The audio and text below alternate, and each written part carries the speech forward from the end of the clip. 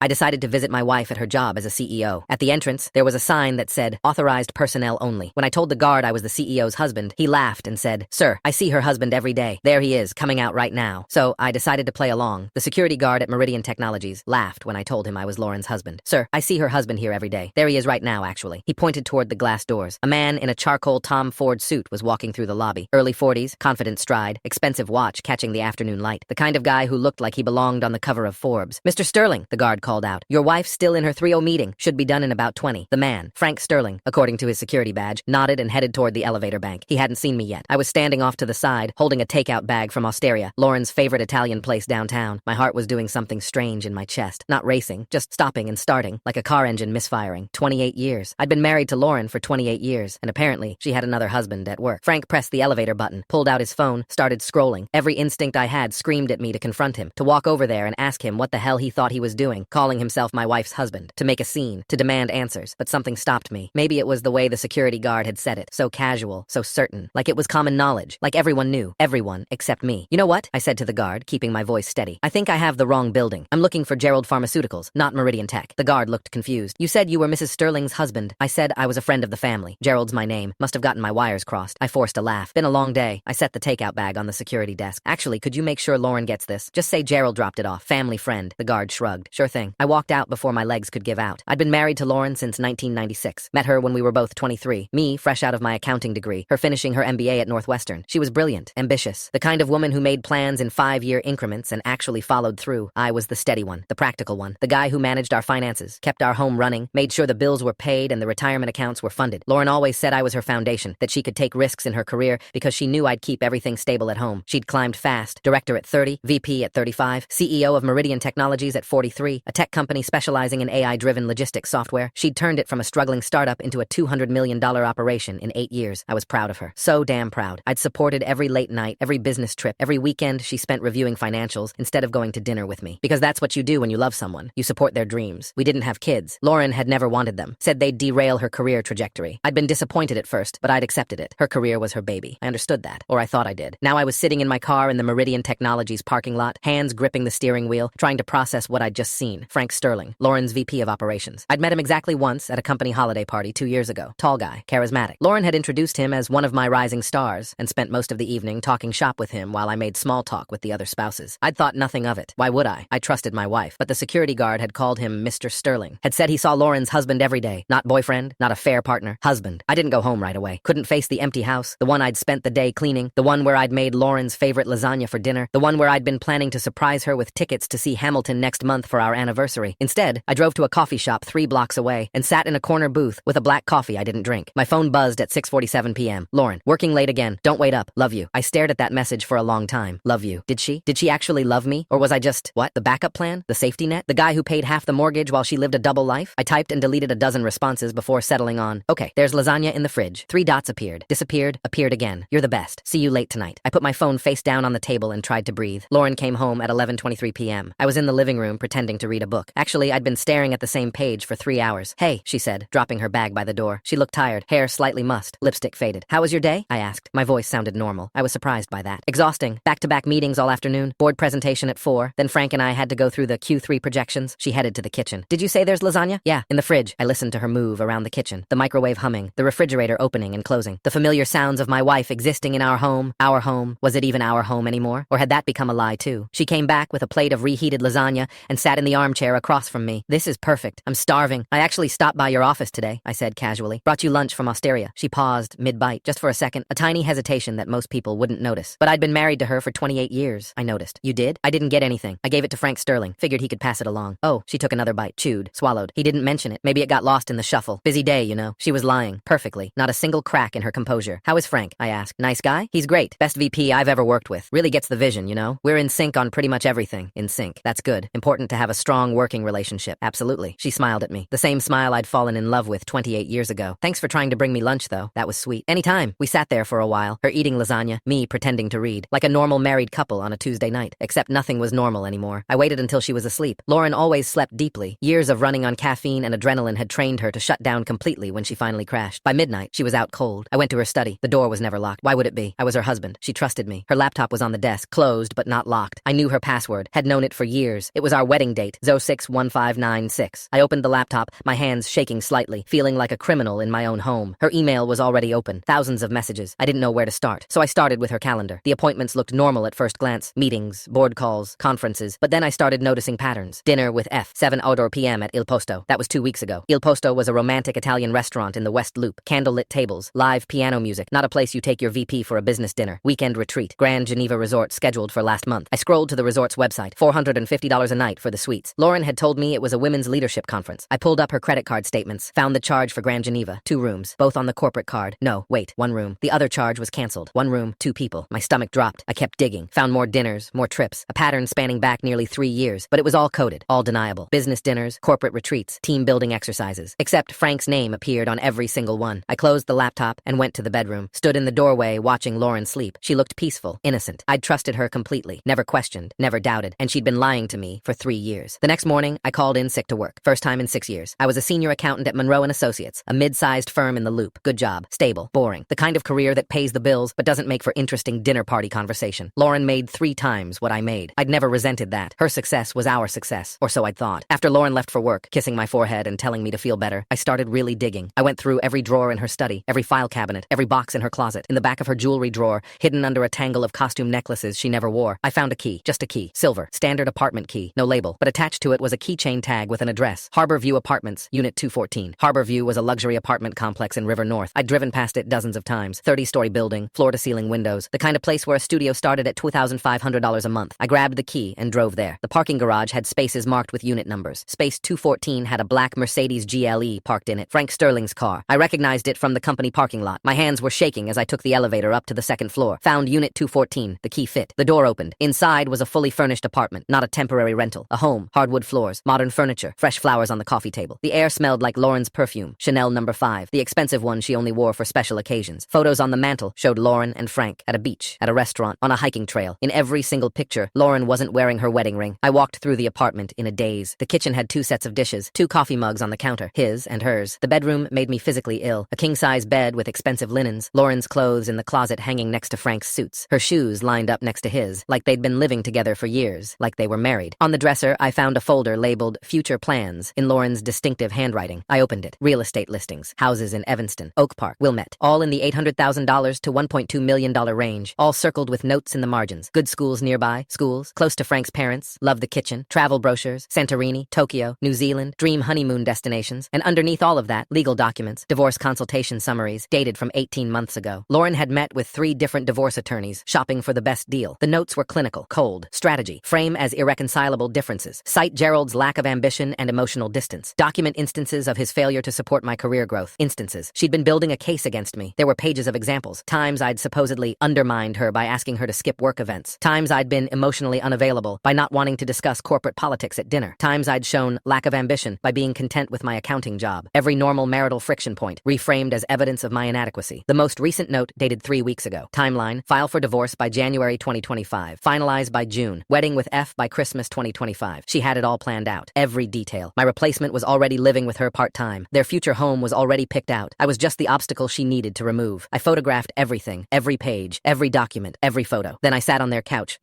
in their apartment, in their secret life, and tried to process the fact that my 28-year marriage had been a lie for at least 3 years. I went back to my car and just drove. No destination, just drove. My phone rang at 3:47 p.m. Lauren. I let it go to voicemail. She called again at 4:15 p.m., then 4:32 p.m., then sent a text. Where are you? Are you feeling better? I didn't respond. At 6 p.m., I pulled into a parking lot and finally listened to her voicemails. Hey honey, just checking in. Hope you're feeling better. Call me when you get this. Gerald. I'm getting worried. You're not answering. Are you okay? Seriously, where are you? I'm about to call hospitals. Please call me back. The concern in her voice sounded so real, so genuine. She was good, really good. I called her back. Oh, thank God, she answered immediately. Where have you been? I was so worried. Just drove around. Needed to clear my head. I'm fine. You scared me. Are you coming home? Home. What a joke. Yeah, I'll be there soon. Good. I'm leaving work early. I'll pick up Thai food on the way. Your favorite. My favorite. She still remembered my favorite food. Still pretended to care about the small details. Sounds good. Love you, she said. Yeah, I replied. You too. I hung up before she could hear the crack in my voice. That night, we ate Thai food at our dining room table. Lauren told me about her day. Some crisis with a client, a difficult board member, the usual corporate drama. I nodded in the right places, made appropriate comments, played the role of supportive husband, all while knowing that in a few months, she planned to divorce me and marry Frank Sterling. After dinner, she suggested we watch a movie. We settled on the couch, her head on my shoulder, just like we'd done 1,000 times before. Except now I could smell her perfume, the expensive one, and I knew she'd been at that apartment today, living her other life. life with her other husband. Gerald, she said during a quiet moment in the movie. Yeah? Are we okay? You seem distant. Distant. That word from her notes. Part of her case against me. I'm fine, just not feeling great still. Okay, she squeezed my hand. Let me know if you need anything. I will. We finished the movie, went to bed. She fell asleep almost immediately, curled on her side. I lay awake until 3 a.m., staring at the ceiling, planning my next move. The next morning, I called in sick again. Lauren left for work at 7:15 a.m., kissing my forehead and telling me to rest. The second she was gone, I went back to her study. I'd been an accountant for 22 years. I knew how to find financial irregularities, and now that I knew what I was looking for, the pattern was obvious. Our joint checking account showed consistent deposits from both our paychecks. Mine, $6,200 monthly after taxes. Lauren's, roughly $11,000 monthly after taxes. But our expenses, mortgage, utilities, groceries, insurance, everything, came to about $8,500 monthly. We should have been saving about $8,700 a month. Over 3 years, that should be over $300,000 in savings. Our savings account had $47,000. Where had $250,000 gone? I pulled up Lauren's personal credit card. The one she claimed was for business expenses that get reimbursed. Harborview Apartments, $3,200 monthly rent for 3 years, $115,200. Furniture, $24,000 in purchases from West Elm, Pottery Barn, Crate and Barrel. Travel, $31,000 to various luxury destinations. Dining, hundreds of charges at expensive restaurants. She'd been funding her entire secret life with our joint money, my money. While I'd been eating leftovers and driving a 10-year-old Honda Civic, she'd been playing house with Frank Sterling in a $3,200 a month apartment using money I'd earned. I documented everything, downloaded 3 years of bank statements, credit card records, investment account transfers. Then I started looking at Meridian Technologies' corporate filings. This was where my accounting background really paid off. I knew how to read financial statements, how to spot irregularities, how to see the story behind the numbers, and the story was damning. Lauren had been restructuring the company, quietly, without board approval, to position Frank Sterling as her successor. She'd moved resources into his department, given him control over key accounts, positioned him for a promotion to COO, a position that didn't exist yet. She was building him a golden ladder to the top while making herself look like a kingmaker. But she'd done it by redirecting company resources without proper authorization, by making financial decisions that benefited her personal relationship rather than shareholder interests. That was corporate misconduct, possibly fraud. I took screenshots of everything, organized it into folders, built a timeline. Then I called Richard Morrison. Richard Morrison was the chairman of Meridian Technologies' board of directors. I'd met him twice at company events. Retired hedge fund manager, late 60s, sharp as a tack. Gerald Hartman, I said when he answered. Lauren's husband. We met at the holiday party 2 years ago. Of course. How are you? Is Lauren all right? She's fine. I'm actually calling about some concerns I have regarding the company. A pause. What kind of concerns? The kind that involve unauthorized corporate restructuring and misuse of company resources. Do you have time to meet today? Another pause. Longer this time. I can be at your office in 2 hours. I work from home. I'll text you the address. Richard Morrison arrived at 2 p.m. sharp. Tall, silver-haired, wearing a suit that probably cost more than my car. I offered him coffee. He accepted. We sat in my living room, the room where Lauren and I had watched movies and celebrated anniversaries and built a life together. The room that was apparently just a set piece in her double life. Show me what you've got, Richard said. I pulled out my laptop and walked him through everything. The apartment, the photos, the divorce planning documents, the corporate restructuring. His expression grew darker with every revelation. Jesus Christ, he muttered when I showed him the financial irregularities. She's been redirecting capital expenditure budgets without board approval, as far as I can tell, and specifically to benefit Frank Sterling's department. Why would she do that? I pulled up the photos from the apartment. Richard's jaw tightened. They're having an affair? More than that. They're living together part-time. She's planning to divorce me and marry him, and she's been positioning him to take over the company. That's a massive conflict of interest. She has a fiduciary duty to the board, to the shareholders. He stopped, ran a hand through his hair. Do you have copies of all this? Everything's in this folder. I handed him a USB drive. Bank records, corporate filings, photos, timeline, all of it. I need to call an emergency board meeting. I figured. He stood up. Gerald, I'm sorry for what she's done to you personally, but also, thank you. If this had gone unchecked much longer, the damage to the company could have been catastrophic. I'm not doing this for revenge, I said, though that was partly a lie. I'm doing it because it's the truth, and I'm done pretending not to see what's right in front of me. Richard shook my hand. I'll be in touch. Lauren came home at 6:15 p.m., earlier than usual. I was making dinner, chicken stir-fry, something simple, when she walked in. One look at her face told me Richard had already called the emergency board meeting. You son of a bitch, she said. Her voice was shaking. You called Richard Morrison? My own husband is trying to destroy my career? I kept stirring the vegetables. Didn't turn around. I shared some information I thought the board should have. That's all. Information? You showed him private photos. You went through my personal files. Your personal files in our shared apartment. Your personal life funded by our joint bank account. She grabbed my arm, spun me around. This is different. This is my professional reputation. And sleeping with your VP while restructuring the company to benefit him personally? That's professional? Her face went pale. What do you want? She asked quietly. Money? The house? What? I don't want anything from you, Lauren. You set this in motion 3 years ago. I'm just refusing to be the fool while you execute your plan. What plan? I pulled out my phone, showed her the photos I'd taken at the apartment, her face in every picture, the folder labeled Future Plans. This plan, the one where you divorce me by January, marry Frank by Christmas, and live happily ever after in your Evanston dream home. She sat down heavily on a kitchen chair. How did you? I found the key to your other life. Gerald, 28 years, Lauren. I supported every decision you made, every late night, every business trip, every sacrifice, because I loved you, because I thought we were building something together. You were building an exit strategy, and I was funding it. She started crying. Real tears this time, not the manipulative kind. I'm sorry. I never meant for it to happen like this? How did you mean for it to happen? Were you going to tell me before or after you filed for divorce? She didn't answer. That's what I thought. I turned off the stove, grabbed my keys. Where are you going? She asked. Hotel. I'll have divorce papers drawn up by Monday. Wait, there's nothing left to say, Lauren. You made your choice years ago. I'm just catching up. I filed for divorce that Monday. Hired Jennifer Kowalski, a family law attorney with 23 years of experience. She looked at my evidence and whistled. This is one of the clearest cases of marital misconduct I've ever seen. The secret apartment, the financial deception, the documented timeline of her planning to leave you. You're going to do very well in this divorce. I don't care about doing well. I just want out. You should care. She used marital funds to support an affair. That's financial infidelity. Illinois law takes that seriously. The board meeting happened that same afternoon. I wasn't there, but Richard called me at 5:47 p.m. Frank Sterling has been terminated effective immediately. Lauren's on administrative probation. Her authority is severely restricted pending a full investigation. And the restructuring? Being reversed. We've hired a forensic accountant to do a complete audit. If we find she violated fiduciary duty or committed fraud, she could face criminal charges, not just termination. Jesus. She built this house of cards, Gerald. You just knocked it down. Lauren called me that night. I was in a Marriott near O'Hare, eating takeout Chinese and watching ESPN. You've destroyed everything, she said. She was crying. Frank lost his job. The board is investigating me. My career is over. How could you do this? How could I? My voice was ice. You spent 3 years planning my replacement. You stole $250,000 from our joint account to fund your affair. You committed corporate fraud to benefit your lover, and you're asking how I could do this? I was going to tell you. When? After you filed for divorce? After you married Frank by Christmas like you planned? Silence. You knew about that? I know everything, Lauren. The apartment, the lawyers, the timeline, the real estate listings, all of it. Please. Her voice broke. We can fix this. I'll end things with Frank. We can go to counseling. I'll do anything. Frank already lost his job because of you, and now you want to abandon him too? At least be consistent in who you betray. That's not fair. Fair? I laughed. It sounded bitter even to me. You want to talk about fair? You spent 28 years building my trust just so you could execute the perfect betrayal. You documented every small argument as evidence against me. You built a legal case while I was cooking dinner and doing laundry and supporting your career. I loved you. No, you loved what I provided. Stability, financial security, a foundation you could stand on while you built your empire. And the second you found someone who fit your life better, you started planning to trade me in. It wasn't like that. It was exactly like that. And you know what the worst part is? You were going to make me the villain. All those notes about my lack of ambition, my emotional distance, my failure to support your career. You were going to divorce me and make it my fault. She was sobbing now. Please, Gerald. 28 years. That has to mean something. It did. Past tense. You killed it when you got the key to apartment 214. I hung up. She tried calling back 6 times. I blocked her number. The divorce took 4 months. Lauren fought it initially, but Jennifer was right. The evidence was overwhelming. I got the house. She got to keep her car and her damaged reputation. The board investigation concluded that Lauren had violated her fiduciary duty by restructuring the company to benefit her personal relationship. She was forced to resign in March 2025. No golden parachute, no generous severance, just gone. Frank Sterling filed a lawsuit against both Lauren and Meridian Tech, claiming wrongful termination. It was dismissed. Turns out having an affair with your CEO and benefiting from unauthorized corporate restructuring is actually a fireable offense. Last I heard, they broke up 3 months after everything collapsed. Frank blamed Lauren for ruining his career. Lauren blamed Frank for not being worth the sacrifice. Neither of them took any responsibility for their own choices. I sold the house in June. Too many memories, too many ghosts. Bought a condo in Lakeview. Smaller, simpler. Mine. Started dating again in August. Nothing serious, just testing the waters, learning to trust again. It's slow going. My therapist, Dr. Sarah Chen, clinical psychologist with 18 years of experience, says that's normal. That betrayal trauma takes time to heal, that I shouldn't rush it. I'm not rushing anything anymore. One day at a time. One choice at a time. One truth at a time. I ran into Lauren once, about 8 months after the divorce finalized. She was at Whole Foods, looking at organic vegetables. She'd lost weight, looked tired. Our eyes met. She froze. I nodded. Kept walking. She didn't follow me. Part of me wondered if I should feel sorry for her. She'd lost everything. Her career, her relationship, her reputation. But then I remembered apartment 214, the folder labeled future plans, the cold, calculated notes about building a case against me, and I didn't feel sorry anymore. I just felt free. 2 years after everything exploded, I got a LinkedIn message from Frank Sterling. I know you have no reason to talk to me, but I wanted to apologize for everything. I knew she was married. I knew what we were doing was wrong. I told myself the marriage was already over, that we were in love, that it justified everything. It didn't. You deserved better. So did everyone at Meridian. I'm sorry. I stared at that message for a long time, then I closed it without responding. Some apologies come too late to matter. Some betrayals don't get forgiveness. And sometimes the best response to someone who helped destroy your life is just silence. People ask me sometimes if I regret how I handled it, if I should have confronted Lauren privately, given her a chance to explain. The answer is no, because she'd had 3 years to explain, 3 years to tell the truth, 3 years to choose our marriage over her affair. She chose Frank, chose the apartment, chose the future she was building without me. I just made sure everyone else knew what she'd chosen. 3 years after the divorce, I'm sitting in my condo on a Saturday morning, drinking coffee and reading the news. My phone buzzes. A text from my girlfriend, Amy, someone I met at a bookstore who knows my whole history and chose me anyway. Brunch at 11? I'm thinking that French place you love. I smile and text back. Perfect. See you there. I put down my phone and look out the window at Lake Michigan. The water's gray today, choppy with wind. Behind me, my home is quiet, small, honest. No secret apartments, no hidden lives, no carefully constructed lies, just truth. Simple, painful, free. And you know what? That's enough. That's more than enough. That's everything.